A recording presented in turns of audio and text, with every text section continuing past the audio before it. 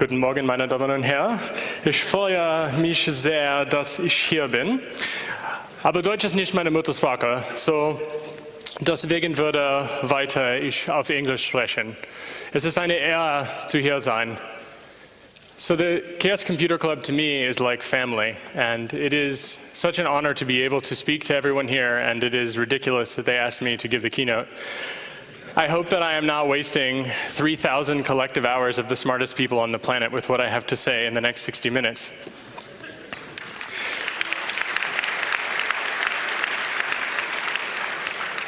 I want to start by thanking everyone that is in the audience for being here, and for some specific people.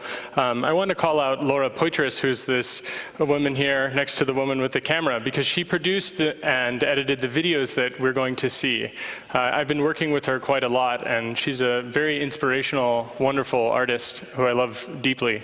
And I'd like to start by playing a video, which is part of an art project we're working on, that many people are working on.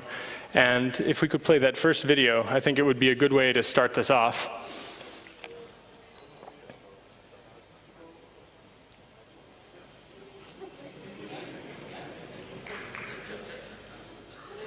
Fantastic. So now we have an idea about what my talk will be about, right? Just in case there was any question that I was going to change horses midstream.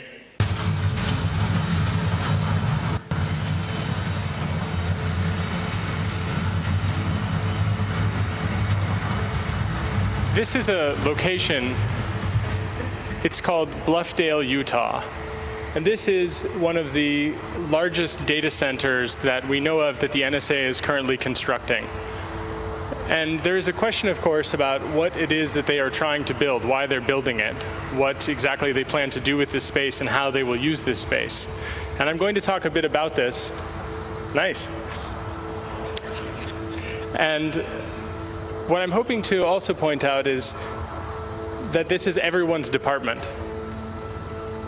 So in this case, what we see is the construction of the actual Bluffdale, Utah site. So this is the slow process. But there's not really anything in particular one might object to in this process. It's just construction of a very large building. And I'm going to read some addresses now that were passed out when Bill Binney, Laura, and I did a show at the Whitney. 2651 Olive Street, St. Louis, Missouri, 63103, United States. 420 South Grand, Los Angeles, California, 90071, United States. 611 Folsom Street, San Francisco, California, 94107, United States. 51 Peachtree, Northeast Atlanta, Georgia, 3030,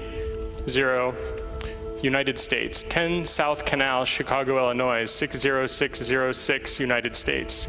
30 East Street, Southwest Washington, DC, 20024, United States. 811 10th Avenue, New York, 10019, United States. 12976 Hollenberg Drive, Bridgetown. These addresses are potentially domestic interception points for the NSA in the United States. One of them is confirmed, according to Mark Klein, who blew the whistle and discussed the fact that the NSA was doing domestic surveillance. I and many other people believe that the purpose of this data center is to build something to store and process massive interception, where some of the calculations by Bill Binney, who was an analyst with the NSA for almost 40 years, he thinks that this center will be used to store this information for probably somewhere around 100 years. And so in theory, we might say that that's no big deal. We have nothing to worry about. I very much want to make sure that we cover in this talk that's going to happen right now that this right here is in the back of everyone's mind. A data center designed to store things for 100 years seems like a reasonable theory for this. And if you read the information that is present about it, you will in fact see that that seems like it's probably an understatement. And probably, since there are more than just a single, there is more than just a single facility like this, that there's the possibility that 100 years is a short version. And that's an extremely scary proposition. So part of the reason I wanted to show you that, I want to lead with that, but I want to tell you a quote, which is, "Nothing strengthens the judgment and quickens the conscience like individual responsibility," which is a quote by a feminist known as Elizabeth Stanton. This, I think, is a useful thing when talking about things not being our department. Because what do we have to do with the NSA? What do we have to do with this giant data center that's being built in Bluffdale? Well, in essence, part of the thing that is so scary is that with the internet and with communication systems as they exist today, there really isn't a geographical border that really changes what we can and cannot care about in the ways that we used to. The fact of the matter is that the NSA's interception, those interception points, they will carry not just Americans' data, they will carry everyone's data for the internet. So caring about this data center is in fact a very serious thing that we need to consider, because in fact it does impact everyone. But even if we didn't use the internet, it impacts the people that we care about in a transitive way. So I'm hoping that in the course of the next 50 minutes, I'll be able to convince you that these things are your department. And I sort of want to start to talk about what Ropp and Frank had talked about for the last few years. And have any of you seen these talks that they've given, such as the We Lost the War talk and how society might collapse? Or did you see a show of hands for that? Okay, so about half of you. I want to say that they talked about this and they said that, we have lost the war, the surveillance state war. Basically, so many people have decided to go to the dark side, as it's been called, that is working on deep packet inspection, censorship equipment, surveillance equipment, targeting information, etc. This is, in fact, what has happened. If you look at the jobs that pay very well, that people are aware of, they usually are systems of control types of jobs. There are research positions, obviously, that exist in the world, but it pays better to work for a Lockheed Martin than it does to work for a university. So people will choose, I think, for sometimes good reasons, or for understandable reasons, to do these types of tasks. And sometimes people will even make moral arguments saying things like, because of Stuxnet, we were able to avoid violence or bombing of a factory. Of course, the reality is that these things are not used alone. They're used together and in concert with bombings of factories. So it's certainly worth mentioning that these guys, Frank and Ropp, as well as many other people who did not stand up and tell the Congress about their ideas, that these people were really onto something. And unfortunately now, we actually live in the world that they were describing that was coming. And it's an incredibly scary world. And in the last few years, I've had the misfortune of being targeted by a large section of this world.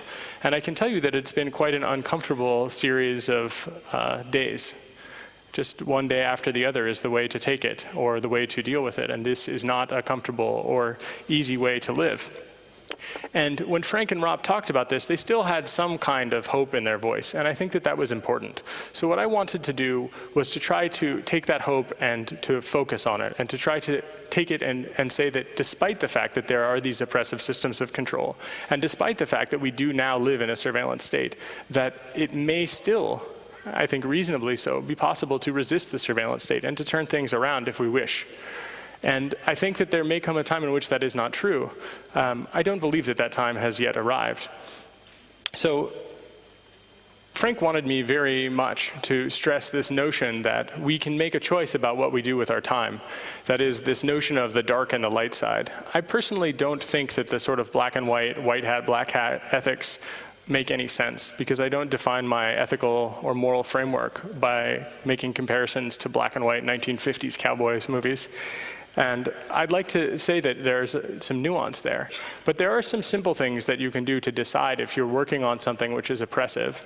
And one of them is just to ask yourself if you're working on a system that helps to control others, or if you're working on a system that helps to enable others to have control over their own lives. And this is a really simple test. If you're working on deep packet inspection that will be deployed on people who do not get a say in it, you probably are working for the oppressor.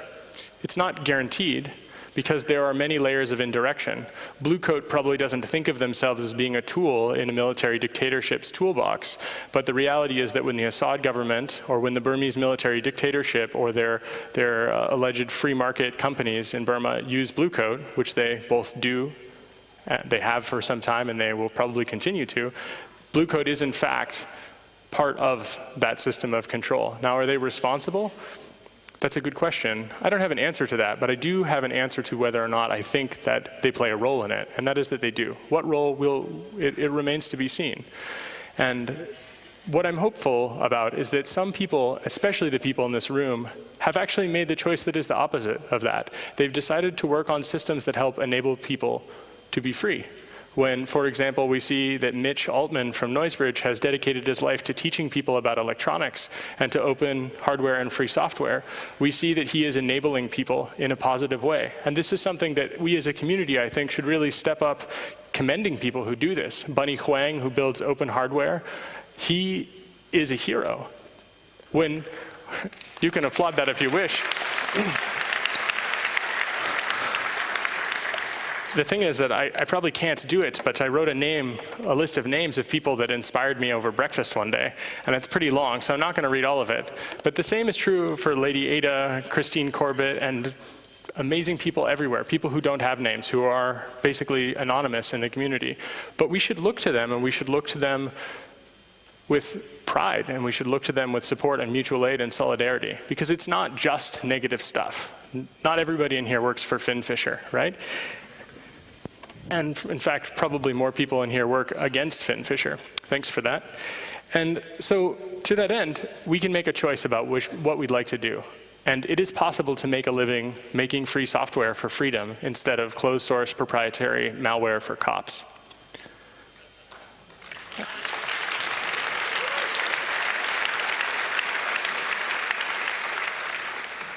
But there's a cost to that. And so I want to point out something in this next video, which is, I'm going to be silent while it plays, unlike the last one. And it's a minute long. So if you could play that. Does the NSA routinely intercept American citizens' emails? No. Does the NSA intercept Americans' cell phone conversations? No. Google searches? No. Text messages? No. Amazon.com orders? No. Bank records? No. What judicial consent is required for NSA to intercept communications and information involving American citizens? Within the United States, that would be the FBI lead. If it was a foreign actor in the United States, the FBI would still have the lead and could work that with NSA or other intelligence agencies as authorized. But to conduct that kind of collection in the United States, it would have to go through a court order, and the court would have to authorize it. We are not authorized to do it, nor do we do it. Well, I think you can all understand the subtext there, which is that I'm protected, but you're not. I bet that makes you feel really great. So that data center we were looking at, what he just testified in front of Congress about, that was General Alexander. He's the most powerful person in the world, probably, even more powerful than the President of the United States or any leader of any other country. He controls the intelligence infrastructure for the entire NSA, and he has ties to the rest of the intelligence community as well. So what he's basically saying is that, you know, if there was an American, hypothetically in America, they'd probably be fine. Which really doesn't make me feel good, because there are 7 billion people on this planet, and just a few of them are Americans. Why should they be treated specially in this regard? So that giant data center that we see, it's for all of you. And it's also for me, because despite the fact that I'm an American, being associated with WikiLeaks is like, well, it's not a good time in America. So there's a thing to be said here, which is that that guy's a fucking liar, first of all. Because we know for a fact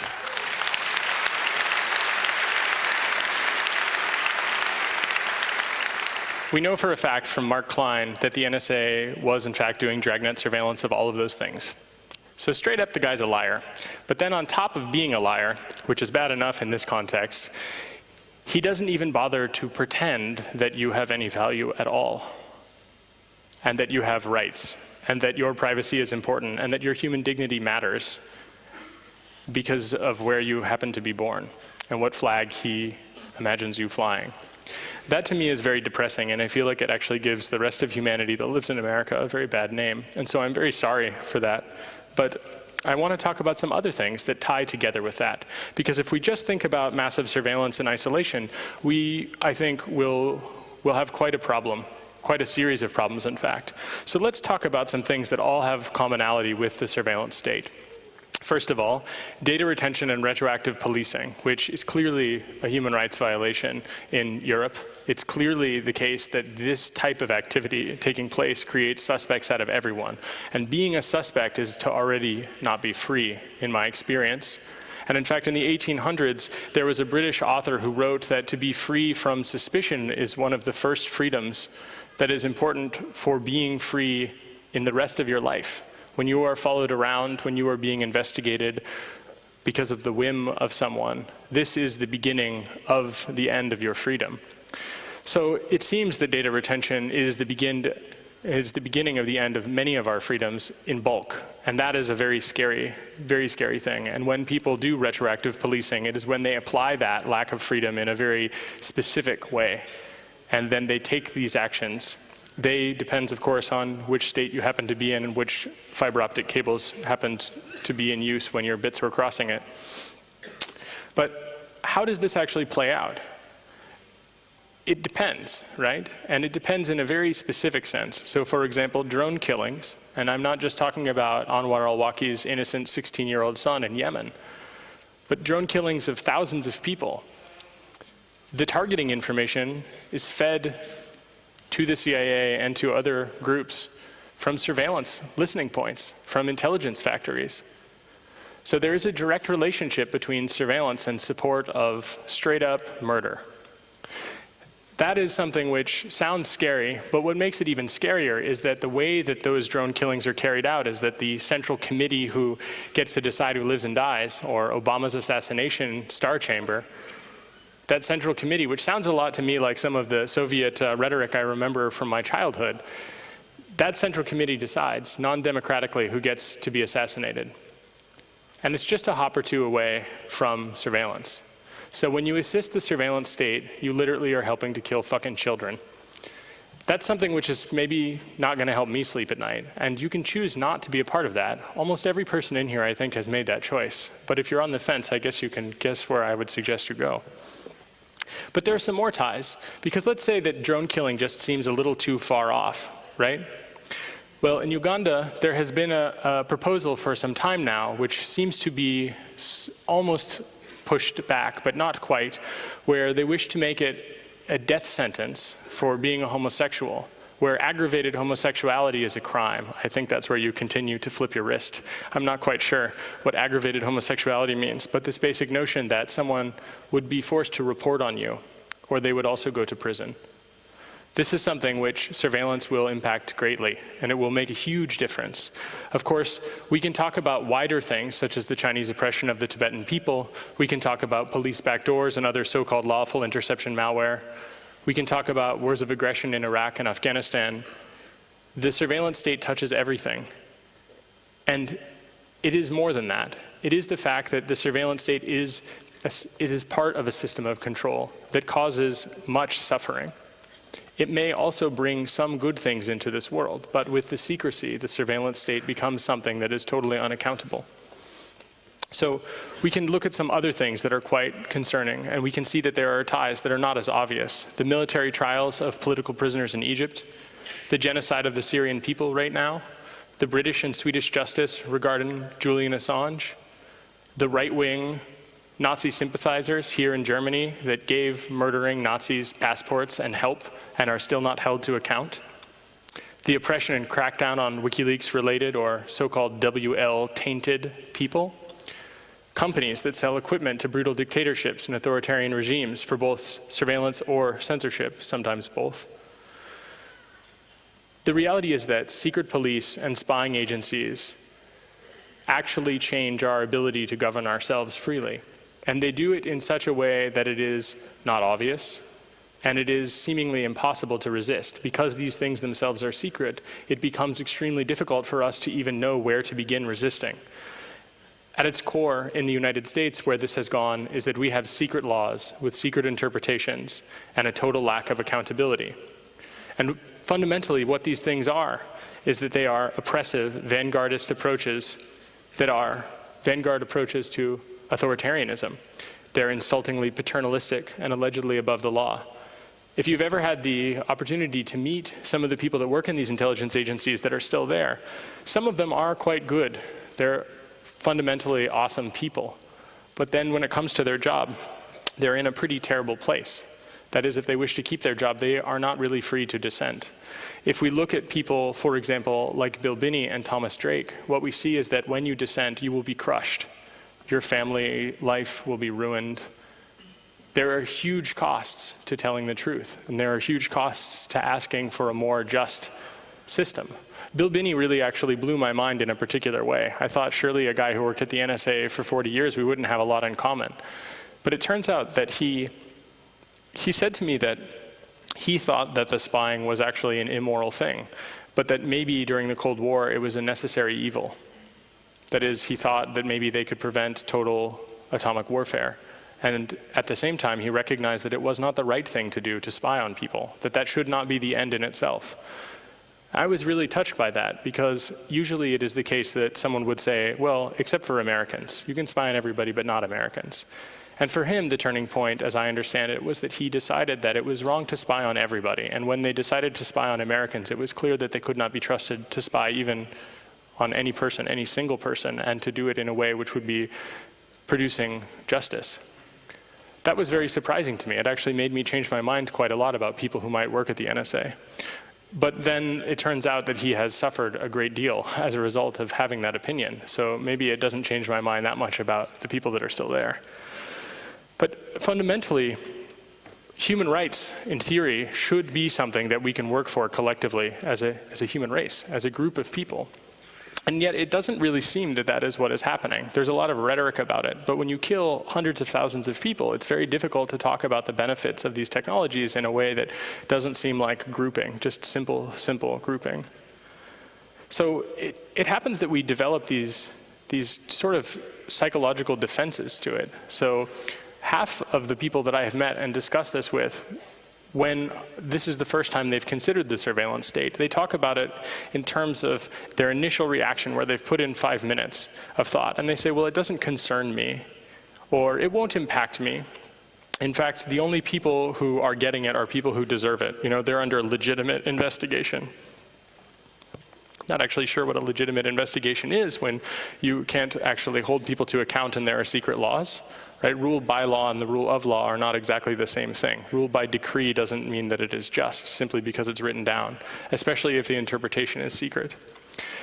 So after people recognize maybe that it might impact them, there's a fantastic set of things that takes place. And one of them is that people will try to minimize their role in it, saying something along the lines of, well, it won't be possible to sort me out and to find me in this massive data set. Or even if I do stand out, nothing will happen to me.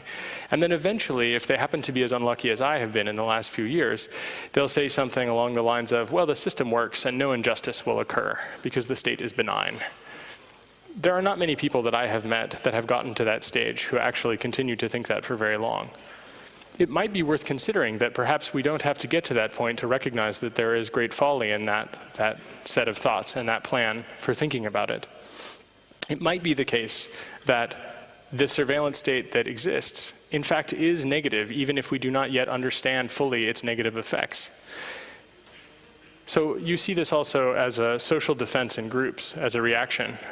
I think probably the split between WikiLeaks and OpenLeaks is the greatest example of the fact that groups, even effective groups, will split and then they'll have bad blood and it will in fact deliver utter failure. And it's very sad, tragic even. And this kind of stuff is something which, even when trying to resist it, we aren't quite aware of how these types of things happen. I mean, history shows us certain ways that these kinds of splits might occur. But it isn't the case that we fully grok those historical lessons. So it's quite sad, in fact, that we focus so much of our energy on degrading things. Like someone does a great thing and someone says, ah, yes, but this one thing. And the discussion becomes about that one thing. I think, in fact, it might make sense to focus on the good things as well. It is true that sometimes people produce free hardware, but it has one binary blob. That does not mean that we should not thank this person and give them credit. In fact, to really praise them for putting in so much effort to make everything as open as was possible. And it's too bad one thing isn't open, but maybe we could put in that effort to open up and free that one thing. It's basically the same statement, but the way that it's stated allows us to think of it as being in it together. And it helps to keep people together, and it helps to keep people motivated to work together, in fact. I think it's a useful idea to try to take this tact. We also have these psychological defenses about the physical world, which I personally have experienced quite a lot. For example, this notion that warrants are required to enter your house, that your physical location is somehow protected, is a very quaint notion. I certainly don't believe that anymore. It's a little sad, but it does not seem to be the case. In the United States, there's a thing called the Patriot Act, and Section 215 of the Patriot Act essentially says something, and it's interpreted completely differently. That is, there's a secret interpretation of Section 215 of the Patriot Act. And if you ask Bill Binney about this, what he would say is that everything is fair game. That is to say that regardless of what you thought the Constitution said, or regardless of what you think the United Nations Declaration of Human Rights says, that's not what's really going on. And so this defense that people have, that they're a journalist, so they're protected, no one will do anything to them, it's nonsense. Every journalist in the United States that is subject to the warrantless wiretapping's tentacles is being surveilled, regardless of journalistic protections. Every member of Congress, everybody in this room, probably especially everyone in this room. And of course, people will say something like, well, you know, don't cross a border with anything. That's just so stupid. So for example, when I crossed a border with a telephone, I'm not actually allowed to tell you what happened to my telephones. And obviously, it was a mistake to cross a border with a telephone, but it wasn't that much of a mistake because the telephone connects to the telephone system, and every phone number in that phone had been used to make or receive calls. So it's not like the data wasn't already in the hands of the oppressor. It was, in fact, the case that it was just slightly better indexed. But it also had some extra numbers in there just for fun. I mean, if you're going to have a surveillance state that's going to get people for guilt of association, you might want to make sure there are a few jerks in your phone book, right? So, but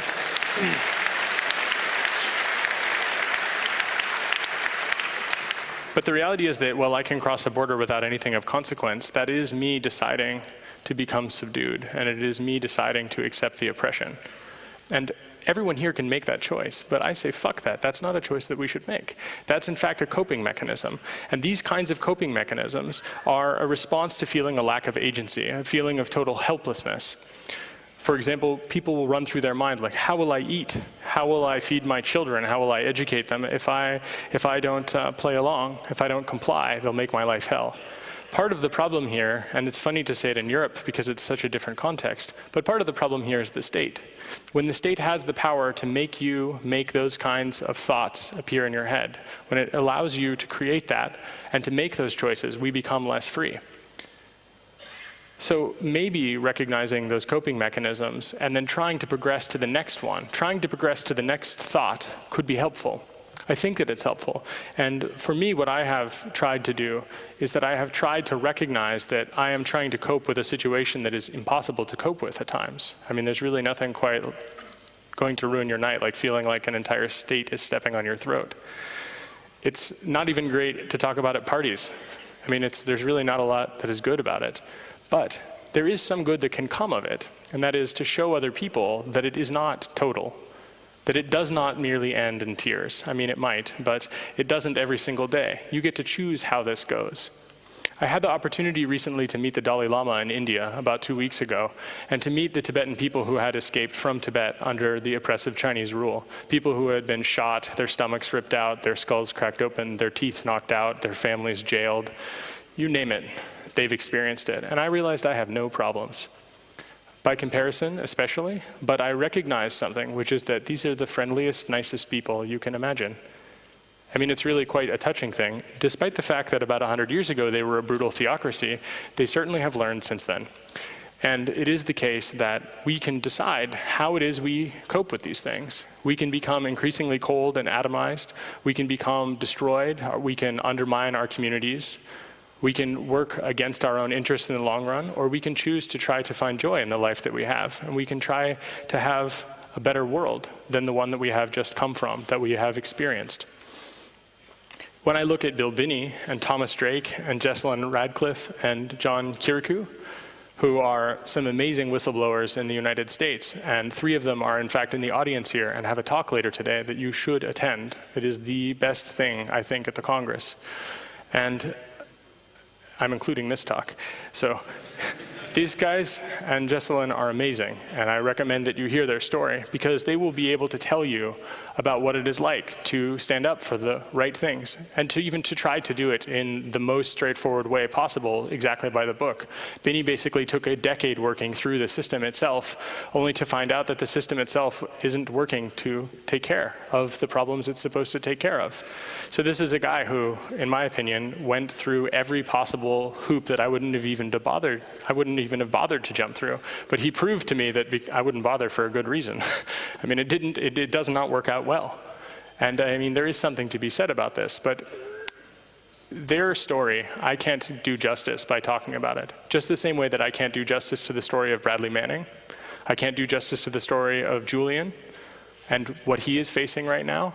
But what I can say about these things is that if you compare and contrast them with Robert Bales, the alleged Kandahar massacre, I guess you could say, is that when you do things in service of the state, even if it is killing, allegedly, 20 Afghanis, they will whisk you away, give you time for your family to move, and instead of, in the case of Binney, having a gun to his head while he's taking a shower, they just make sure to take him to the general population of Leavenworth right away. Compare that with Manning, for example, who instead spent, months in being tortured in Quantico before moving to the general population of Leavenworth. So there's something to be said about these kinds of examples that have come before. And I think what it is that there are people who will have a very hard path when they choose this path. It is worth choosing that harder path. Bill and Thomas and Jessalyn have worked very hard on trying to show the world that, in fact, it's not completely worth giving up on, but it is not an easy task to go through. And when talking with Thomas about what the impact has been on his family, it is clear to me that the state intended for that hardship as one of their tactics. But the return is that it used to be that people would think that me or someone up here talking about the surveillance state, talking about the Utah data center, that we were completely fucking crazy. But now that's not the point. No one thinks that anymore. Now we understand that the NSA's warrantless wiretapping program is real. We understand that the data center is there to spy on all of us. We're no longer reeling from that fact. We're no longer denying that. That is the reality. It is because of the things that they have done that that is the case. It's because of the bravery that they have had in their hearts and the suffering that they have endured. And the point is not to make it a pity party for them. And the point is not to say that anonymity is not important. It is simply that anonymity in itself is not enough. It takes more than that. Anonymity will buy you time, but it will not buy everyone else justice. It certainly won't even buy them justice. And it wouldn't have helped them anyway, because in the long run, it's easy with a total surveillance state to try to de-anonymize people. In fact, I think it would be quite easy to de-anonymize almost anyone in a total surveillance state, because our behavioral patterns will give us up. Our writing will give us up. So, in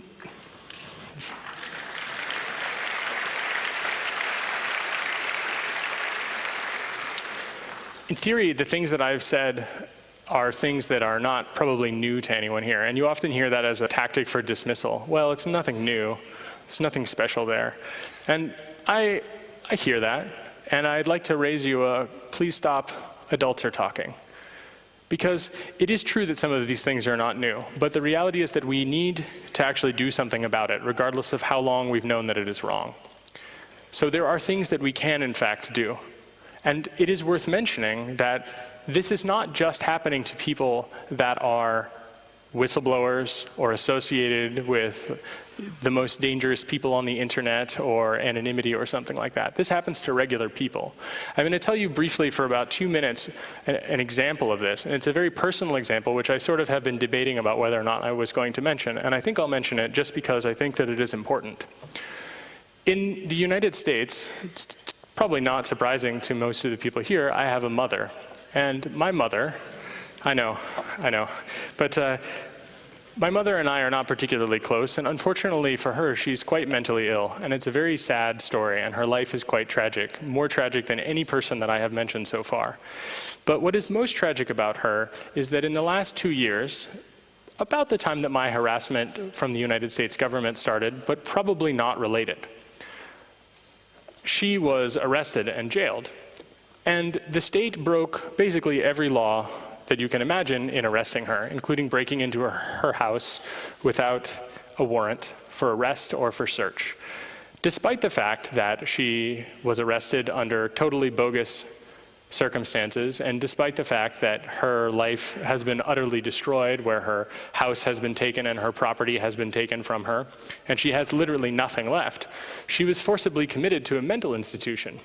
And as a result, they decided that they can hold her for 3 years without a trial. Now, being mentally ill is not in itself a crime, but because she was arrested for something else that is allegedly a crime, this means that they can keep her until she is competent, thus effectively criminalizing insanity, which is too bad. She is legitimately mentally ill and could use help. But the way that they decided to help her was by destroying her life such that when she gets off on the charges that she faces, she will have nothing to return to.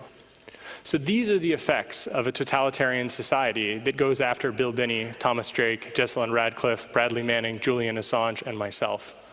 And she told me, and though she is quite insane, it's difficult to know if it's true, that she was interrogated twice about me and WikiLeaks. Once before she was being treated, and then once after she had been forcibly injected with antipsychotic medicines. Now, that's a pretty upsetting thing, to say the least. But the most upsetting part is I don't know if it's her crazy ramblings, because she is quite crazy, or if it's true. But the important part is that if we just take it as it seems, which is that this is a person who has fallen on hard times, what we can take from this is that this is everybody's problem. I mean, it's actually also technically my problem. But the important part here is to recognize that she is what is happening to everyday regular people in American society. And that's a really upsetting reality, to have that happen. So what can we do about these things, right? I mean, if you're still not convinced that this is what happens to regular people and that you will skate by just fine, I don't know what I could say, really, to convince you. But I suppose I could say to look to the children who have been killed by drones who were also innocent and see what kind of justice that they have. But it seems to me that rather we have to fight against things. But we have to do more than just fight against them, because merely fighting against things becomes corrosive. In my mother's situation, fighting against her unjust imprisonment, the same for Bradley Manning, the same for Assange, the same for all of the people that have been unjustly harassed, or worse, that burns you out, and it destroys your life.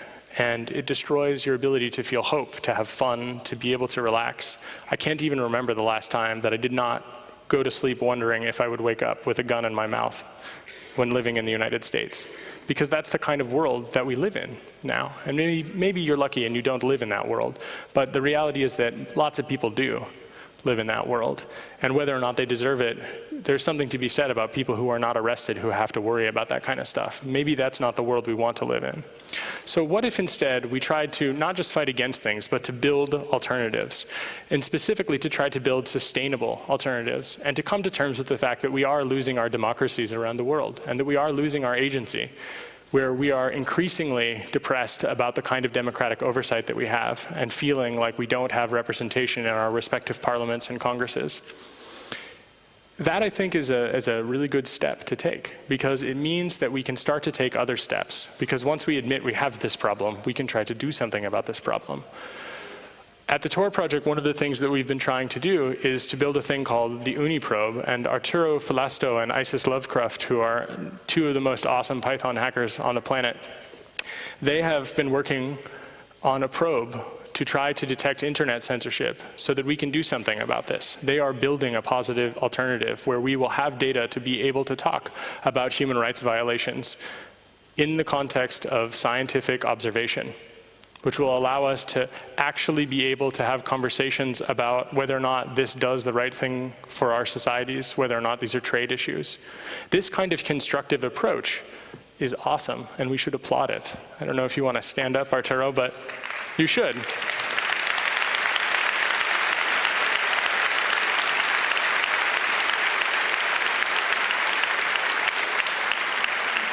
I recently used this code.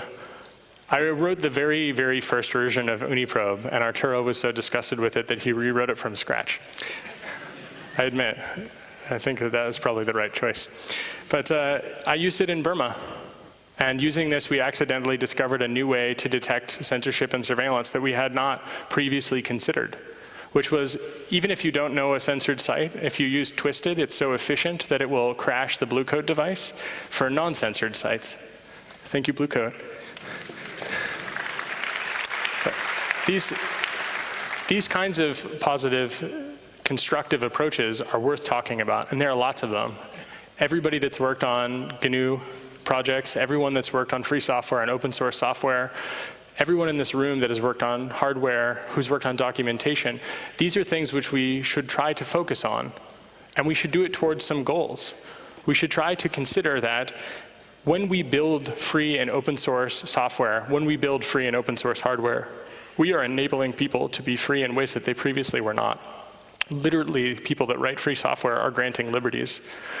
About 10 days ago, I had the, I guess pleasure is the word, to go to Burma. And I met some free software hackers who live in a situation which is almost unthinkable. One person I met had been sentenced to 15 years in jail for receiving an email with a political cartoon in it. And it was considered receiving illegal information or something along these lines. And he served 4 years in a hard labor prison camp before being released earlier this year. So the conditions for hacking, the conditions in which communication is not free, where SIM cards cost $250, where there's massive class stratification with regard to the internet and censorship, these people are working on building free software there. Literally free software for freedom. So when you work here on free software for freedom, you are enabling them to also work on freedom. This is a kind of mutual aid and solidarity which you don't even need to know that you are doing in specific, but you are. So everyone that is working on free and open source hardware and software is actually concretely building a better world. And yeah, there are exceptions. There are sometimes people who make new licenses because they don't feel like they get enough credit. I think it was Theo de Reyt that said that. And I mean, it happens. But ultimately, overall, it is a positive thing. And writing free software is great. And ultimately, part of the goal here, I think, something that we can agree on, is to try to live enjoyable lives that are free from coercive force. This is something that, regardless of how we live our lives, that is probably something that we wish to work towards everyone being able to have as their life, to be free, and in a very specific sense, where they get to choose what it is their freedom represents, where they get to choose how their life goes. Working towards that, you might be able to call it, as Peter Singer would say, a preference-based utilitarianism. The reality is that I'm never going to believe in your God, but I'm going to respect the fact that you might believe that God exists. We have to come to terms with the fact that we live in a pluralistic world, whether or not some people like it, right? The right-wing Nazis that the German secret police were helping, those guys didn't want to believe it, but those guys are dying out, even though there are a lot of them. There are 7 billion people on the planet, and no single person is going to be able to usher in their dreams of getting rid of the rest of the people that don't believe in them. And that's great, by the way. I say that as someone of Jewish descent standing in Hamburg right now, which is fantastic.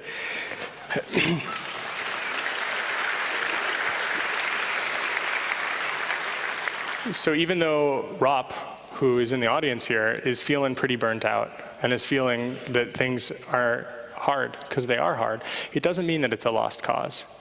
He wants to go and build a farm, and I'm not sure where he is right now in the audience, but he wants to go and build a farm, and he wants to have a good time.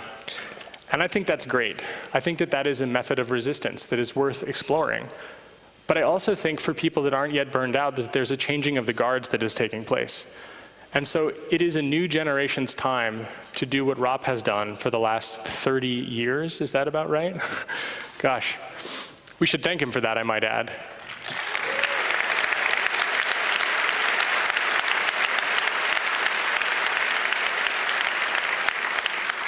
So we should, I think, stop trying to fool ourselves when we say that we don't care about things, or that we want to help, but we don't help the things that are obvious and directly in front of our face.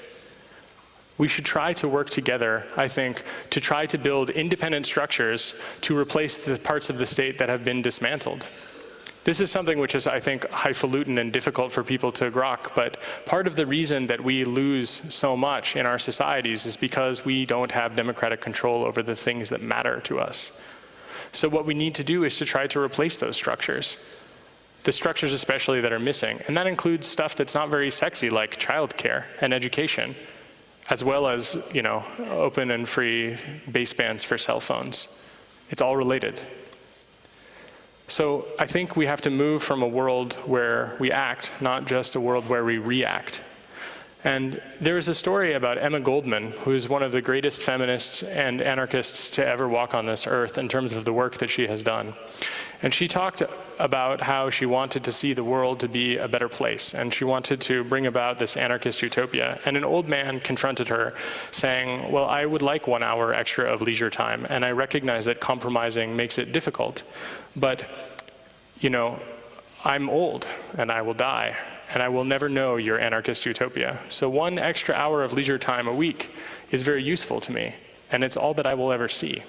And so I think it's a good reminder, and that story, I tell it briefly and badly in order to try to tell you that the means, in fact, are the ends in most of the activities that we take. So the people that are breaking into computers and spying on people for the state, those people put people in prison, often as unjustly, even in some cases justly. Even though I'm not a fan of it, I understand that there can be some good that comes from it. But the reality is that that means that the control structure has become one that breaks into things and spies on people. That is the end for the people who meet that as their untimely end.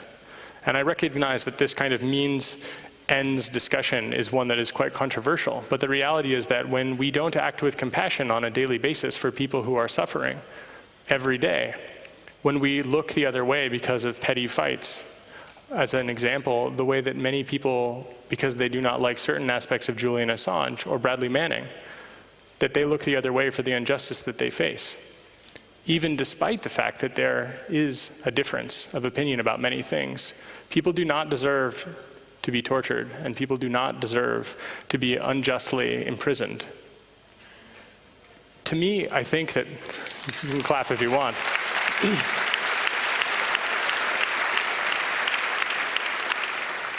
Well, I feel bad for mentioning his name now. Moxie Marlinspike, who's a great guy, and I love the guy. He's fantastic. He says that part of the problem is that we, I'm paraphrasing, but people feel like we don't have any agency. We can't do anything about all the bad shit that we see in the world.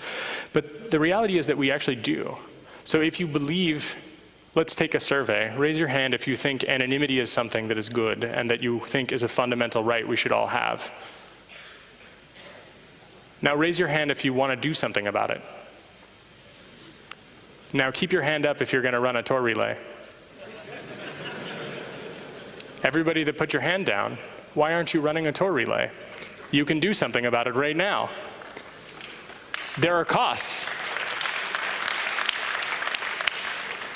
But this is the point. We do have the agency, and sometimes we make the choice not to use it, and I respect that. We have that choice, and I'm glad that it's a choice.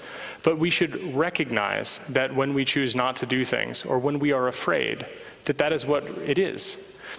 Bravery is not an absence of fear. It is continuing to do things, even when you are afraid, because you know that it is the right thing to do. So it is important to be brave and to acknowledge that there is fear.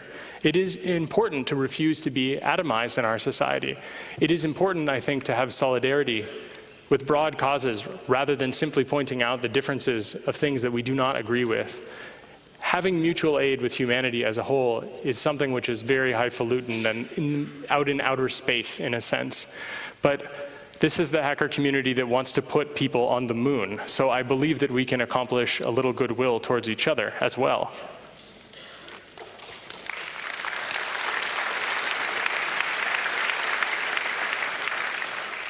So I mentioned that this was going to be about resistance, but I wanted to actually say that it's beyond resistance, because part of resistance is really trying to make sure that people are doing something differently. But what if instead of making sure they do something differently, we make sure that there are alternatives available for people to freely choose? right? That's part of the thing that's happening here. People aren't going to choose to starve. People are going to choose to do the things that keep their families fed. So we have to replace the structures that allow for that starvation. And likewise, we have to make sure that as we build those structures, we build them in ways that are just and sustainable for people. We have to make sure that while leaking and whistleblowing are a fundamentally useful set of tactics towards a long-term strategy of transparency, that there are lots of other things. Gene Sharp's writings on the topics are extremely awesome, and I recommend you read them.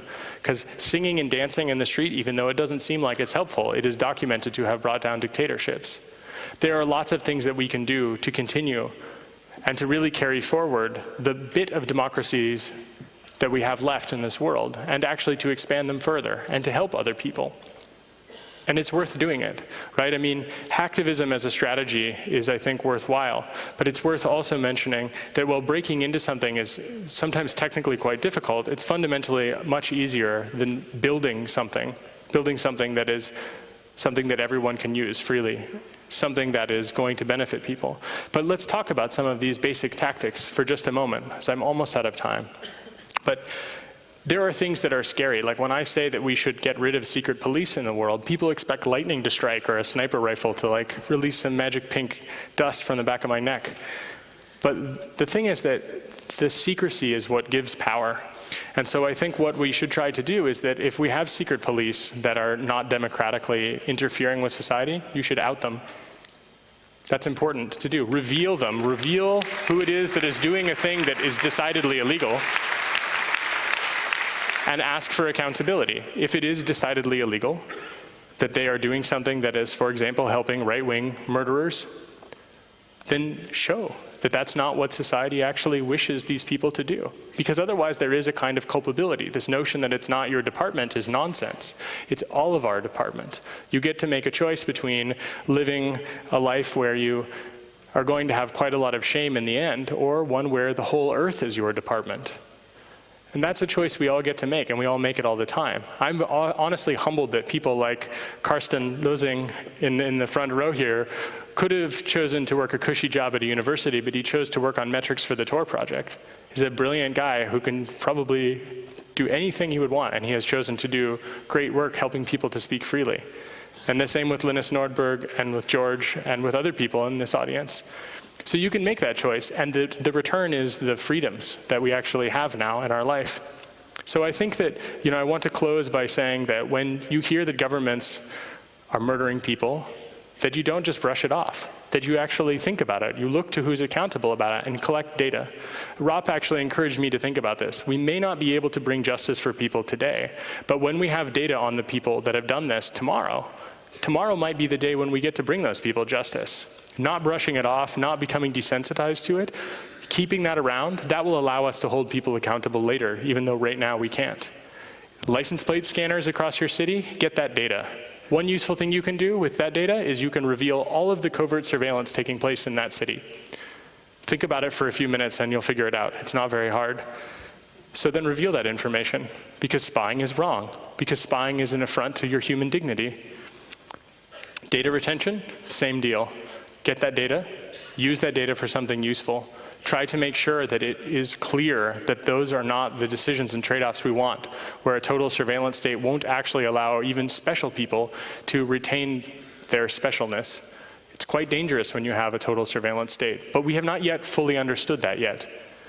But we work towards that over time.